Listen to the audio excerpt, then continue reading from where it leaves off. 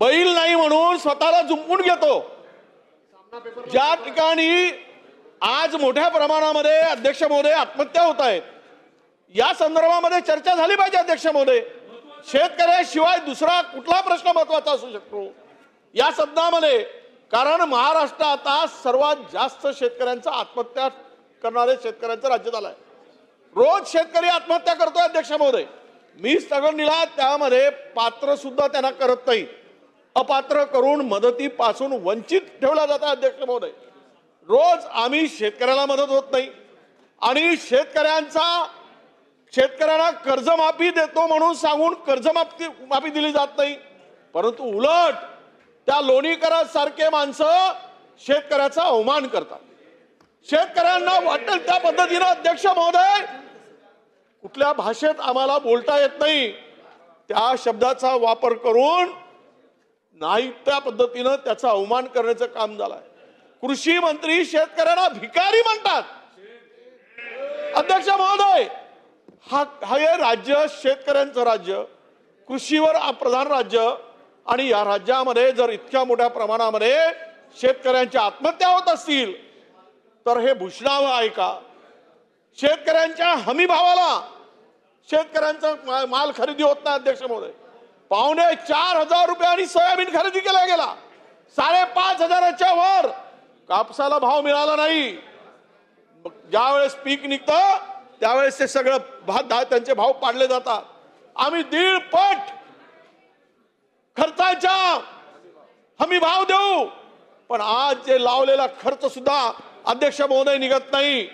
म्हणून माझी विनंती आहे अध्यक्ष महोदय, या ठिकाणी जो स्थगन दिलाय हा अत्यंत गंभीर विषय आहे।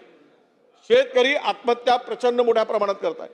767 प्रकरण या वर्षामध्ये शेतकऱ्यांच्या आत्महत्यांची आली।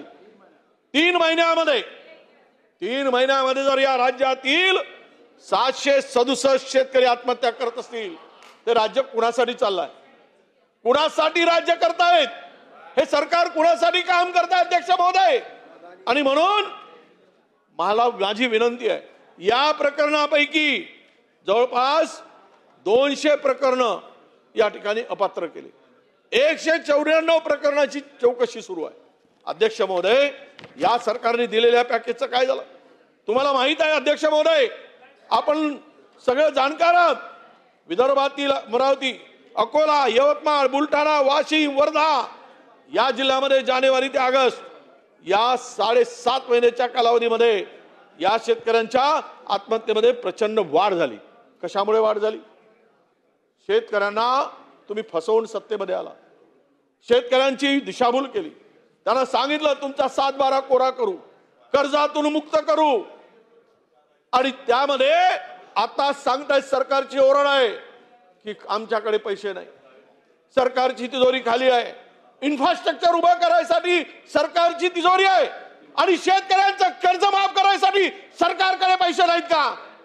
शक्ती मार्गाला दणक्यामध्ये 20,000 कोटी रुपये देऊ शकता, मग शेतकऱ्यांना आणि 1 लाख कोटीचा तुम्ही रस्ता बांधू शकता, तर मग शेतकऱ्यांना देण्यासाठी पैसे नाही, शेतकऱ्यांच्या कर्जमुक्तीसाठी पैसे नाहीत। जोपर्यंत या सभागृहामध्ये ही चर्चा आता सुरू करावी अध्यक्ष महोदय, मी सत्तांतरणी दिली, म्हणून आम्हाला विनंती आहे की शेतकऱ्याच्या कर्जमाफी संदर्भात सरकारची भूमिका, समिती जाऊ द्या, काय समितीने बनवणार आहे?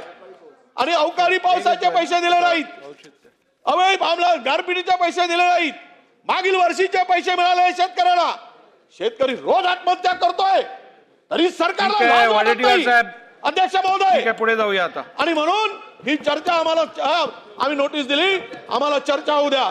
चला, औचित्याचे मुद्दे। अशाच नवनवीन अपडेट्ससाठी डिजिटल कोल्हापूर चॅनेलला सबस्क्राइब करायला विसरू नका।